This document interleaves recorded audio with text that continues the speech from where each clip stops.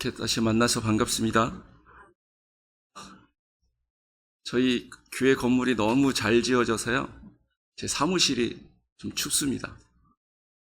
그래서 제 기억이 지난주까지 가끔 난로를 폈는데 이제는 에어컨을 틀 때가 됐습니다. 올여름도 화이팅 하시기 바랍니다. 예, 올여름도 많이 덥다 그러는데 또 건강하게 또 여름 잘 보낼 수 있기를 소망합니다. 여러분들 우리나라 아마 전 국민들이 이 라틴어 단어 한 문장을 다 알고 있는 문장이 있을 거라고 생각하는데 그 라틴어 단어가 뭐냐면 아모르 파티입니다. 다 아시죠? 네, 다 들어보셨고 이게 무슨 뜻이냐면 내 운명을 사랑해라 라는 말인데 이 말을 한 사람은 우리가 그렇게 좋아하는 사람은 아닙니다. 제 개인적으로. 이 사람이 독일 철학자 니체라는 사람인데 신은 죽었다 이렇게 외친 사람이기 때문에 그렇게 썩 제가 좋아하지 않는 그런 철학자이긴 한데 이 사람이 무슨 말을 했냐면 신은 죽었다 이 말도 했지만 인간은 망각의 동물이다 이런 말도 했습니다. 실제로 이 망각, 잊어버린다라는 것은 우리에게 있어서 아주 중요한 삶의 요소인 것 같아요. 우리가 만약에 모든 기억들을 다 가지고 산다면 우리의 슬픔과 고통과 분노 이런 것들을 기억해서 살기가 너무 힘들 것 같아요. 제일 살기 힘든 이유는 부끄러움을 잊어버리지 않으면 할 수가 없겠다라는 생각도 합니다. 흔히 젊은 사람들이 얘기하는 이불킥 있죠. 이게 무슨 얘기냐면 혹시 모르시는 분들을 위해서 설명하면 너무 부끄러운 일을 낮에 했는데 자다가 그게 갑자기 생각나갖고 이불을 걷어차고 일어나는 게 이제 이불킥 이렇게 얘기하는 거거든요. 이 부끄러움이라는 것이 그 잊어버리지 않으면 우리가 정말 살기가 힘듭니다. 근데 이렇게 나쁜 기억뿐만 아니라 힘든 좋은 기억들도 우리가 잊어버리지 않으면 살기 쉽지 않습니다. 아무리 좋은 일이라도 그것이 없어지고 이렇게 줄어들지 않으면 우리에게 마음이 흥분, 붕 떠서 지내는 이런 삶이 계속될 테고 그러면 아마 여러 가지 실수도 일어나게 되고 위험한 상황도 맞이하게 될 것이기 때문에 좋은 기억이든 나쁜 기억이든 이 망각, 잊어버리는 것 때문에 우리가 그나마 이렇게 잘 살아갈 수 있는 그런 요소가 되는 것 같습니다. 그래서 망각이라는 것은 하나님께서 우리에게 주신 큰 은혜요, 복이다라고 생각이 되어지기도 합니다. 그런데 이 망각이라는 것이 꼭 좋은 것만은 아니죠. 꼭 잊어버리면 안 되는 것도 우리가 잊어버릴 경우가 있습니다. 그래서 이 니체라는 사람이 조금 전에 말씀해 드린 이 니체라는 사람이 망각하는 자에게 복이 있나니 자신의 실수조차 잃어버리기 때문이다. 이런 말도 했다고 합니다. 그러니까 잊어버리면 안 되는데 잊어버리기 때문에 좋은 것을 잊어버리기도 하고 또한 잘못했던 것, 실수했던 것도 잊어버려서 다시 똑같은 실수에 빠지는 그런 어리석음, 인간의 한계를 이제 얘기하기도 합니다. 이렇게 사람은 잊어버려야 되는데 또 잊어버리면 안 되는 것도 있는 존재가 바로 사람인 것이죠. 근데 특별히 잊어버리면 안 되는 것들, 중요한 것들을 잊어버려서 낭패와 그런 불행을 우리가 겪기도 하는데 신앙에서도 마찬가지입니다. 신앙의 생활을 하다 보면 잊어버리면 안 되는 것들이 있는데 그것을 잊어버려서 이 영적인 낭패와 어려움에 빠지는 사람들이 종종 있음을 우리는 보게 됩니다. 오늘 우리 본문에서 함께 살펴본 이 여호사밧이라는 사람도 신앙의 망각에 빠져버렸기 때문에 어려움을 당하게 되는 모습을 우리가 살펴보게 되는데 이 여호사밧의 삶을 통해서 우리가 어떤 것을 잊어버리지 말고 꼭 기억해야 되는지 또 만약에 잊어버렸다면 어떻게 회복할 것인지를 우리가 함께 살펴보기를 원합니다. 여호사밧이라는 사람은 성경에 열왕기라는 곳에도 기록되어 있고 역대하에도 기록되어 있습니다. 열왕기 상에는 한 10절의 분량으로 기록해주고 있기 때문에 많이 기록해주고 있는 사람이 아닌데 역대하에는 17장부터 20장까지 무려 4장에 걸쳐서 이 여호사밧의 일대기를 기록해주고 있습니다.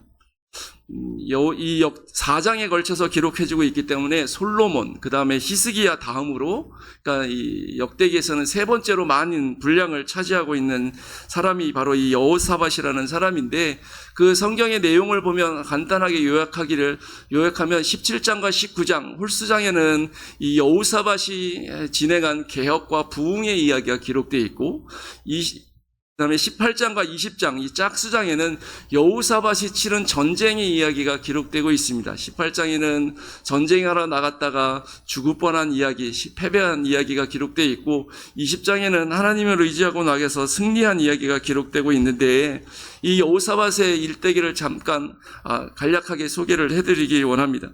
여호사밧은 일단 아하사라는 왕의 아들이었습니다. 아하사왕 기억나시나요? 제가 설교를 몇 주 전에 했거든요. 그래서 여쭤본 거예요.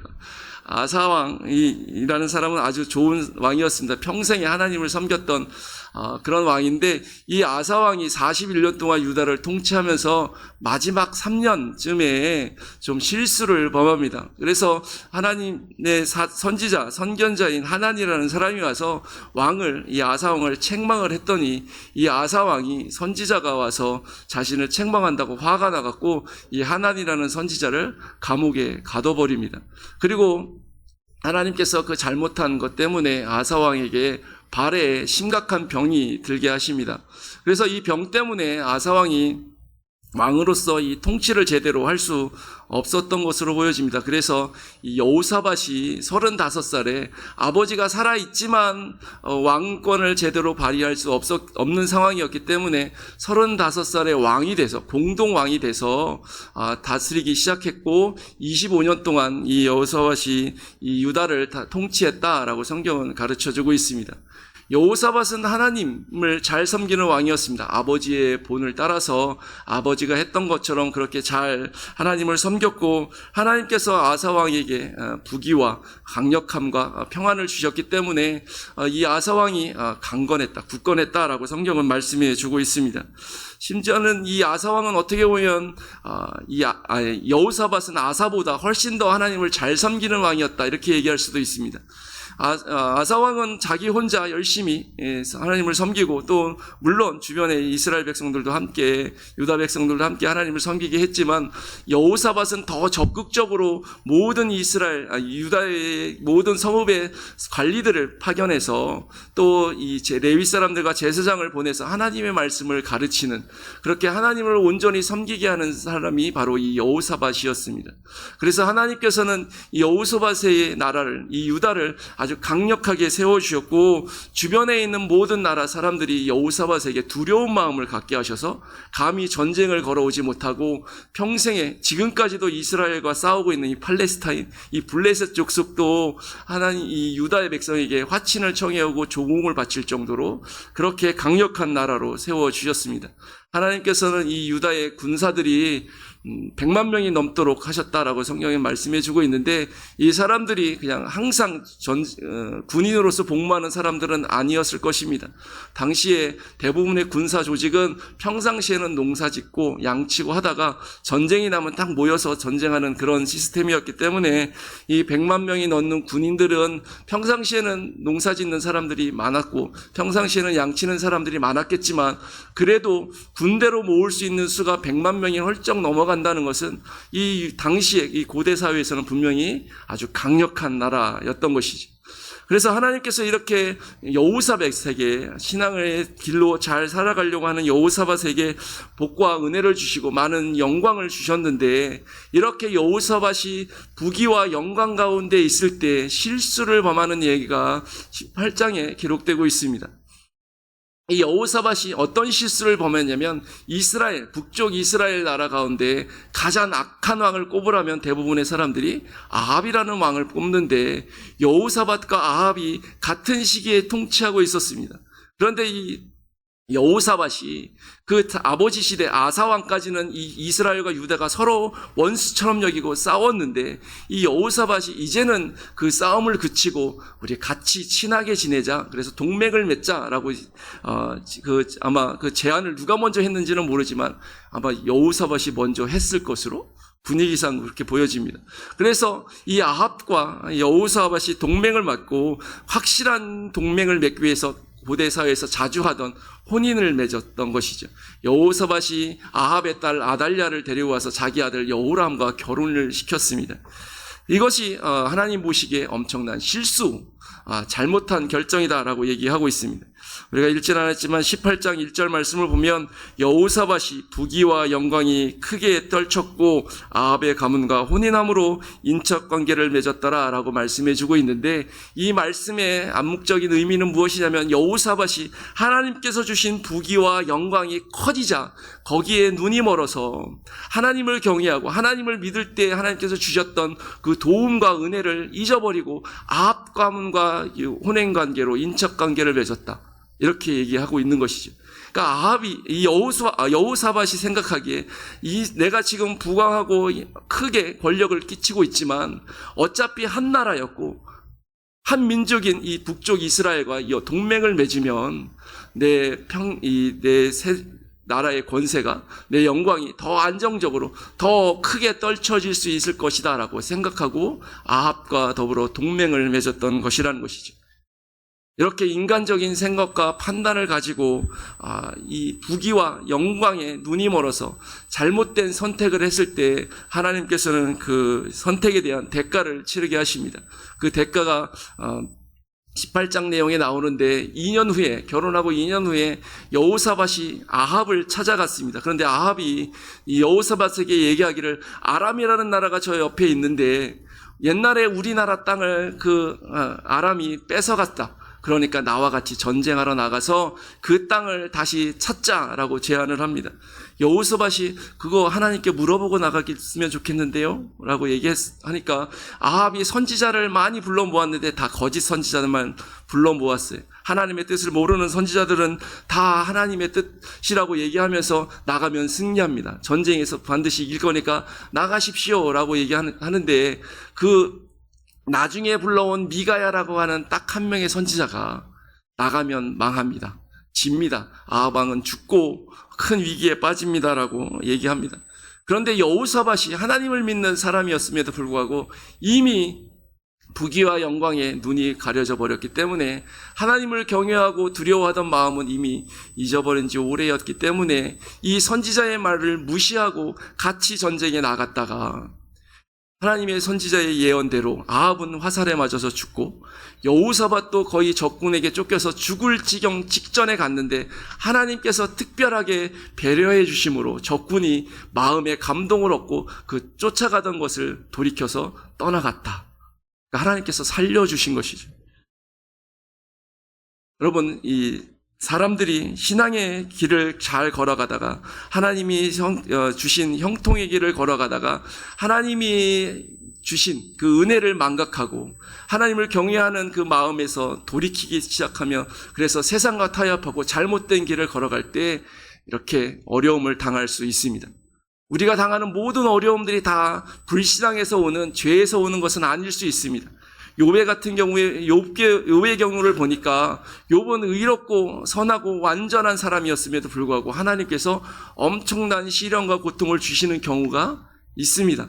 그런데 또 다른 이 여호사밧의 경우처럼 자신에게 은혜를 주시고 형통하게 하시고 강력한 권력을 주셨던 그 하나님을 잊어버리고 망각하고 세상 영광에 눈이 멀어버리는 순간 하나님께서 위기 가운데로 몰아가실 수도 있다는 것이죠.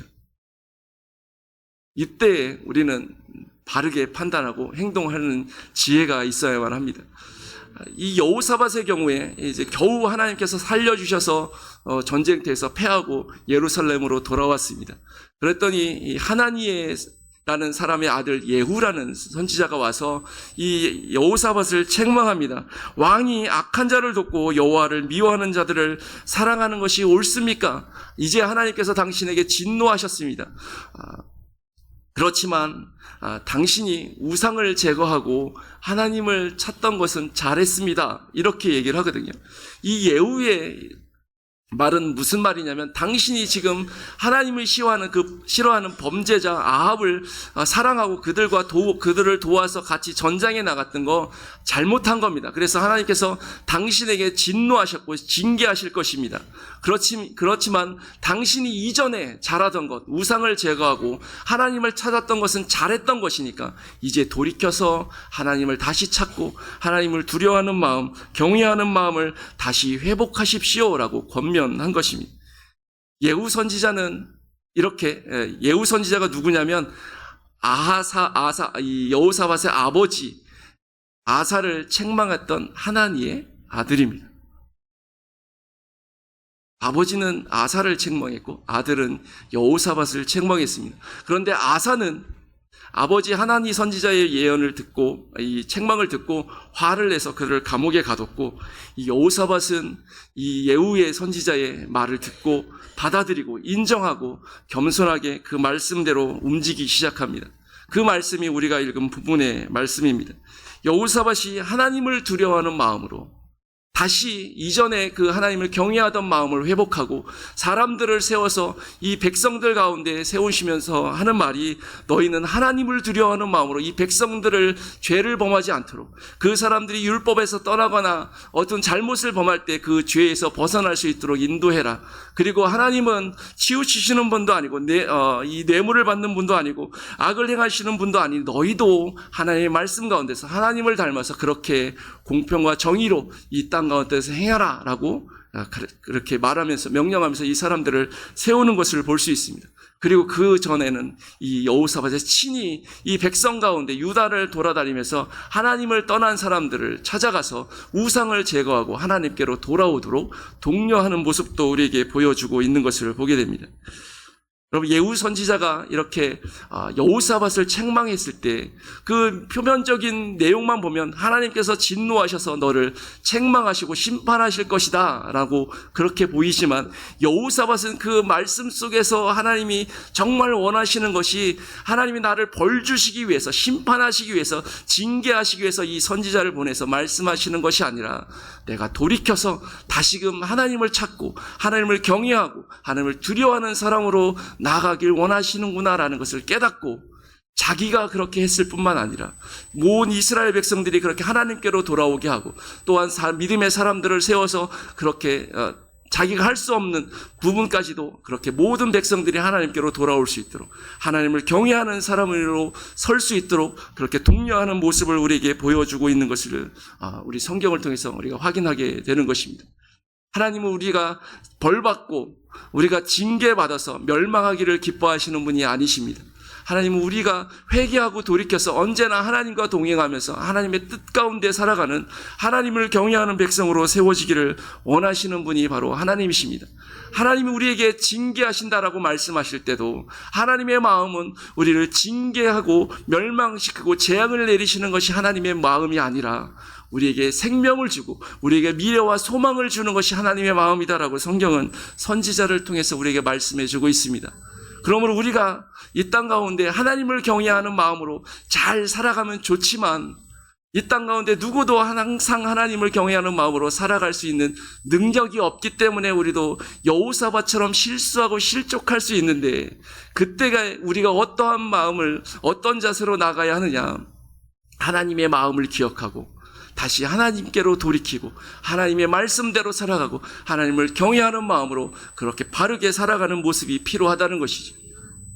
조금 전에 말씀드렸던 것처럼 아사는 선지자의 말씀이 주어졌을 때 진노하고 그 선지자를 감옥에 가두어 버림으로 말미암아 하나님의 징계를 피하지 못했습니다. 그런데 여호사밧은 하나님의 선지자의 말씀이 주어졌을 때 그 말씀 앞에 겸손하게 인정하고 받아들이고 하나님을 두려워하는 마음을 회복하고 실수를 다시 회복시키기 위해서 애쓰고 나아갔을 때 하나님께서 그 실수를 용서하시고 덮고 다시 부흥하고 성장할 수 있는 길로 인도하시는 것을 우리는 성경을 통해서 보게 됩니다.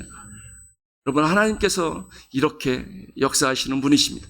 우리도 실수할 수 있지만, 실족할 수 있지만 그 자리에 머물러 있지 않고 하나님께서 우리에게 하나님의 사람들을 통해서 어떤 말씀을 통해서 우리에게 경고하시고 깨닫게 하실 때 겸손하게 하나님의 말씀을 인정하고 그 앞에 나아가는 사람, 그 사람에게 내리시기로 말씀하셨던 징계와 심판을 면하게 하시거나 연기하시거나 취소하실 수도 있습니다. 아니면 예정하셨던 그 심판을, 징계를 내리실 수도 있습니다. 그렇지만 그 징계 가운데서도 믿음으로 나아가는 사람은 이 징계, 이 위기를 더 큰 은혜와 구원의 역사로 바꾸어주시는 하나님의 역사도 경험하게 된 것입니다. 우리가 읽지 않았지만 이 역대하 20장에 보면 이 여호사밧이 하나님을 다시 경외하고 두려워하는 마음으로 하나님께 나아가서 자신뿐만 아니라 온 이스라엘, 유다의 백성들과 그리고 그 백성들을 하나님께로 돌아오게 하고 다른 믿음의 일꾼들을 세워서 그렇게 믿음으로 이 나라를 이끌어갈 때에 이 나라가 안정적으로 다시금 회복됐는데 그때에 모압과 암몬과 마온 사람들이 많은 군사들을 이끌고 공격해 왔습니다. 이것이 하나님이 말씀하셨던 진노로 징계하시는 것인지 아니면 이 유다 백성들이 하나님을 경외하는 마음으로 나가려고 하니까 이 사탄이 일어나서 그것을 방해하기 위한 계략인지는 정확히 모르지만 어쨌든 하나님의 뜻대로 살아가려고 하나님께로 돌아와서 하나님을 경외하는 마음으로 살아가려고 할 때 큰 위기가 이전보다 더 큰 위기가 다가와서 여호사밧이 두려워했다라고 성경은 말씀해 주고 있습니다. 그러니까 믿음으로 살아가려고 하는 사람에게도 다시 하나님을 경외하는 마음으로 살아가려고 하는 사람에게도 크고 두려운 상황이 찾아올 수 있다는 것이죠. 그때 여호사밧은 하나님께 기도합니다. 기도한 내용이 긴데 요약해서 말씀드리면 하나님, 이 땅은 하나님께서 우리에게 주신 땅입니다. 그런데 저들이 이 땅에서 우리를 쫓아내게 하려고 이렇게 올라왔습니다. 그런데 우리는 그들과 맞서서 싸울 능력이 없습니다. 그래서 하나님만이 우리를 도우실 수 있는 분입니다. 그래서 내가 하나님만 바라봅니다. 라고 기도합니다. 하나님을 경외하는 사람, 하나님을 두려워하는 사람은 이렇게 하나님을 어떤 상황에서도 정말 위기 상황 가운데서 바라보고 신실하게 믿는 사람인 것을 우리가 보게 되는 것이죠. 이 사람이 이 여호사밧의 기도가 인간적으로 보면 나약한 기도처럼 보입니다. 내가 많은 군사와 백성들이 있으니까 한번 나가서 싸워봐야지. 저 사람들의 군대가 많다고 하지만 불과 몇 년 전까지만 해도 내가 군대로 모집할 수 있는 사람이 100만 명이 훌쩍 넘는 그런 인구를 동원할 수 있는 왕인데 한번 싸워봄직하다. 이렇게 생각할 수도 있지만 여호사밧은 이제 하나님을 경외하는 사람으로서 하나님께로 돌아온 사람으로서 인간적인 방법을 찾기를 거부하는 것이죠. 이전에 인간적인 방법으로 아합과 동맹해서 사람의 방법으로 형통함을 추구했다가 쫄딱 망하고 죽을 뻔한 경험이 있기 때문에 이 경험으로부터 귀한 교훈을 받고 이제는 다시는 내가 하나님의 방법을 제하고 인간의 방법을 먼저 앞세우지 않겠다. 그래서 내가 이 두렵고 떨리는 상황 가운데 하나님만 바라봅니다. 하나님만 의지합니다라고 기도하며 나아갔던 것입니다. 이때에는 여호사밧만 기도하지 않았다라고 성경은 말씀해 주고 있습니다. 20장 4절과 13절 말씀에 보면 모든 유대 백성들이 함께 여호사밧 앞에 나와서 함께 기도하고 여기에는 어린아이까지 여자까지 보통 이 유다 백성들이 나올 때 이렇게 모일 때는 남자 장년들만 20세 이상의 싸움에 나간 사람들만 모여서 이렇게 뭔가를 결정하고 하는데 이때에는 모든 사람들이 다 나와서 하나님께 기도하고 여호사밧과 똑같은 마음으로 나아갔다라고 얘기를 해주고 있습니다. 이스라엘 역사 가운데 유다의 역사 가운데 선한 왕들이 많이 있었는데 어떤 선한 왕들은 자기는 하나님 앞에 바로 섰지만 백성들은 여전히 우상을 섬기던 그런 시대에도 있었어요. 그런데 여호사밧 시대는 그 이전에 하나님께로 돌아오라고 여호사밧이 열심히 쫓아다니면서 사역했고 믿음의 사람들을 세워서 하나님의 말씀을 가르쳤기 때문에 위기상황이 맞이했을 때 그 백성들이 다 함께 모여서 하나님 앞에 나와 기도하는 모습을 보여주고 있다는 것이죠. 이 부흥과 개혁의 결실들이 위기 상황에 나타나는 것입니다. 이렇게 모든 백성들이 하나님께 기도할 때 하나님께서 야하시엘이라는 예위 사람들을 일으켜서 응답해 주시는데 뭐라고 응답하시느냐? 이 큰 무리로 인해서 너희가 놀라지 말아라. 전쟁은 하나님께 속한 것이다. 너희가 이들과 맞서기 위해서 내일 나가라. 그런데 싸울 일이 없을 것이다. 너희는 가서 하나님의 구원을 보게 될 것이다. 라고 약속해 주십니다. 셀 수 없는 많은 적군들이 올라왔는데 하나님의 약속은 싸우지 않고 이기게 해주겠다라고 약속해 주신 거예요. 보통 사람 같으면 이건 말도 안 돼. 불가능해. 저렇게 많은 군대가 적군이 이미 올라와 있는데 우리가 싸우지 않고 어떻게 이기겠어라고 생각할 텐데 여호사밧은 그 하나님의 약속을 신뢰합니다. 그 다음날 모든 백성들 군대를 모으고 출정하기에 앞서서 백성들에게 얘기합니다. 여호와를 신뢰하라. 그러면 견고하게 설 것이다. 선지자를 신뢰하라. 그러니까 선지자를 통해서 주신 하나님의 말씀을 신뢰하라. 그러면 형통하리라 라고 말씀하면서 이 군대의 제 앞에 누구를 세우냐면 찬양대를 세웁니다. 선봉대로 찬양대를 세웠다는 것이죠. 이거는 싸울 의도가 없다는 것입니다. 옛날에 고대의 전쟁의 가장 선봉대에는 가장 용맹하고 싸울 의지가 투철한 부대를 세우는 것이 상식입니다. 그런데 여호사밧은 하나님께 들은 약속의 말씀이 있기 때문에 너희가 나아가지만 싸울 일이 없다라는 이 말씀을 신뢰했기 때문에 그 맨 부대 앞에 찬양대를 세웠다는 것이죠. 분명히 우리는 나아가서 싸울지 않고도 승리하고 그 가운데서 하나님을 찬양하는 구원의 역사를 경험할 것이다 라고 믿고 나아갔던 것입니다. 이 여호사밧이 정말 나아갔을 때 싸울 일이 없었습니다. 이 적군들이 세 나라가 연합해서 올라온 나라들인데 성경을 보면 이 사람들이 서로 오해해서 서로 자기들끼리 치고 서로 죽여서 모든 사람들이 전멸했다. 그래서 이 군대가 얼마나 많았는지 여호사밧의 군대가 유다 백성들이 함께 나아가서 그냥 전리품만 수거해서 돌아왔는데 전리품 수거하는데 3일이 걸렸다. 이렇게 얘기하고 있습니다. 여러분, 믿음의 사람, 하나님을 경외하는 사람은 위기가 찾아올 수 있습니다. 그 위기가 하나님이 우리가 실패한 것 때문에 실족했던 것 때문에 진노하셔서 징계하시기 위해서 주시는 위기일 수도 있고 혹은 우리가 신앙 가운데 바르게 살려고 할 때 사탄이 우리의 신앙을 꺾어버리기 위해서 도전해오는 그렇게 시험과 핍박일 수도 있지만 어떤 위기를 우리에게 주어진다고 할지라도 우리가 동일하게 반응할 수 있는데 그것은 기도하며 하나님께 신뢰하며 나아갈 때 하나님께서는 우리가 상상하지 못했던 방법으로 우리에게 구원과 은혜를 주신다는 것입니다. 그래서 믿음의 사람 앞에 찾아오는 위기는 진짜 위기가 아니라 하나님의 새로운 은혜를 경험하게 하는 기회요. 하나님께서 부흥과 영광과 회복을 허락하기 위한 과정이다라고 얘기할 수 있는 것이죠. 그러므로 우리가 기억할 것은 하나님을 경외하는 사람은 망하지 않는다는 것이죠. 하나님을 경외하는 사람은 하나님을 두려워하고 세상을 두려워하지 않고 나아가기 때문에 그 가운데서 하나님이 주시는 능력으로 승리하면서 그 영광을, 구원을 체험하고 찬양하는 자리에 서게 될 줄 믿습니다. 오늘날의 교회는 위기 상황 가운데 빠져 있다고 많이 얘기합니다. 많은 그리스도인들이, 많은 교회가 하나님 앞에서 두려워하는 마음을 잊어버렸어요. 하나님이 베풀으시는 은혜도 잊어버렸고 하나님이 주신 그 견고하게 세우셨던 부흥하게 하셨던 그 역사도 많이 잊어버렸습니다. 그래서 위기 가운데 있다라고 얘기하기도 합니다. 그렇기 때문에 우리만이라도 하나님을 경외하는 그 마음, 하나님을 두려워하는 마음을 회복하고 하나님 앞에 울며 기도하의 자리로 나아가야 할 줄 믿습니다.